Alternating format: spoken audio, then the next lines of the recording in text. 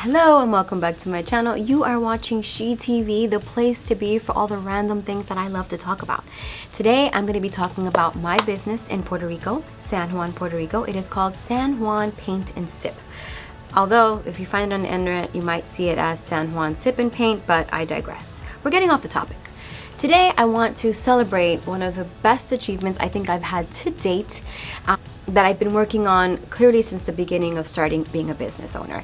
And that's figuring out how to run a business entirely autonomous from me.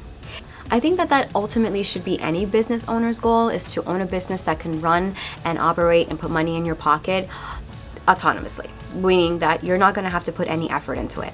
Now, I haven't 100% achieved this yet, and I've tried many different things like hiring a manager, putting in systems that don't require a lot of management, and none of the combinations of things that I've tried in the past have worked, and I am still actually working on it, especially for this business, considering that it is so far away from my hometown here in New York City. But I just want to celebrate one of my smallest, most recent achievements, and that was that I had a huge convention event in the biggest convention center in Puerto Rico, and I, not knowing how big this convention center is and not being there, didn't understand the magnitude of the event until I got a call from the person who was organizing the event, and she stated that they had sold over 12,000 tickets. Now, the minute I heard that, everything inside my gut wanted me to get on a plane and basically micromanage the entire event so that nothing could go wrong. But the reality was that I didn't want to continue spending money to go to the island every single time that we had something special. In the past, I've had to go back to the island when I started candle making. I had to go back to the island when I started a kids class for slime. I had to go back to the island for a lot of different classes and things that we've put in place. And that hasn't been very effective because it's eating into my profit. And it's really not why I built this company with my husband in the first place. So although my husband and I opened the business together, I'm the person who really runs it. I'm the face of the company, and all my staff know me, and I'm the one creating the systems and processes to make the company successful. And like I said, I haven't figured out everything, but today is really one proud moment for me. We had this giant event in a convention, and we were able, using Asana and WhatsApp, we were able to order all the supplies we needed.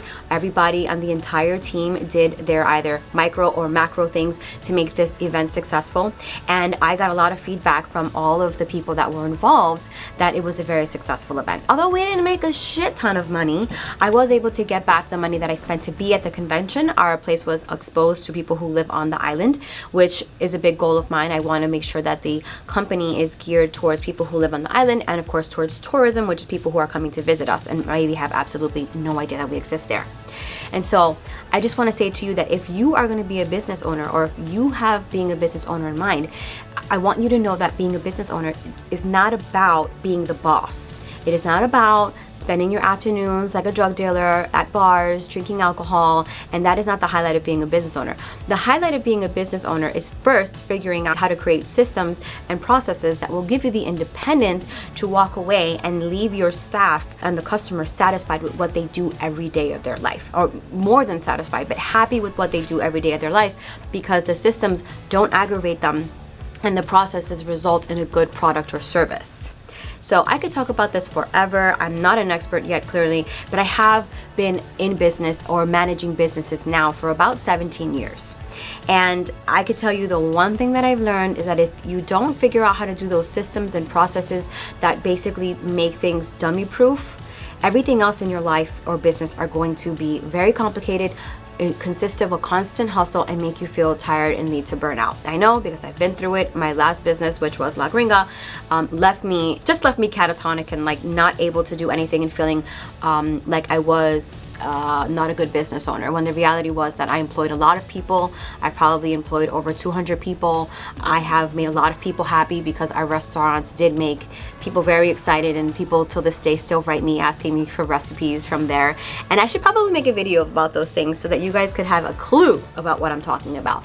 But I just again wanted to celebrate a small achievement, and it's that I was able to run this event, and that I have an amazing staff that has allowed me to run this business almost autonomously from New York City. It is located in Old San Juan, Puerto Rico, in front of La Plaza de Alma. Please visit it and follow it. It is called on Instagram San Juan Sip and Paint _. Go like it, go follow it, go visit it on your next trip to Puerto Rico when you stay in Old San Juan, or if you are just driving through for the day, because that will show me a tremendous amount of support.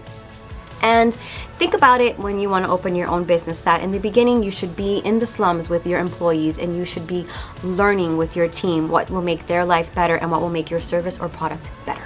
But for now, I just want to thank you guys for your couple of minutes of your life. And if you have any other questions about opening a business and you feel lost or you feel like you don't have enough money, if you have a little bit of money and you have a dream, it is possible. I opened my first business with about $5,000. Part of it was on credit. After that, my second one, I opened up with about $50,000, and it was a restaurant in New York City. So $50,000 usually does not go a long way.